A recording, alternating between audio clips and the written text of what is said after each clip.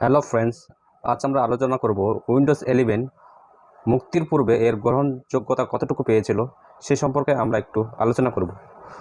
Windows 11-এর মুক্তির পর এর গ্রহণযোগ্যতা মোটামুটি ইতিবাচকই ছিল, যেখানে বেশিরভাগ মানুষই এর নতুন ডিজাইন আর এর প্রমোদ বিষয়ক সুবিধাসমূহের প্রশংসা করেছেন। কিন্তু নিম্নতম সিস্টেম রিকোয়ারমেন্ট ঘিরে মাইক্রোসফট যে ধোঁয়াশা সৃষ্টি করেছে তা নিয়ে তারা ব্যাপক সমালোচনার শিকার হয়।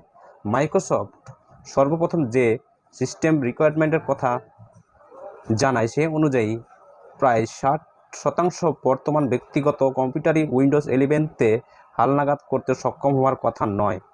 কিন্তু প্রাতিষ্ঠানিক রিকোয়ারমেন্ট থাকার পরও উইন্ডোজ 11 ইনস্টলেশন মিডিয়া সম্পাদনের মাধ্যমে সিকিউর বুটবিহীন লিগেসি বায়োস অথবা টিপিএম 2.0 বিহীন সিস্টেমে ইনস্টল করা যাচ্ছিল এবং বিষয়টিকে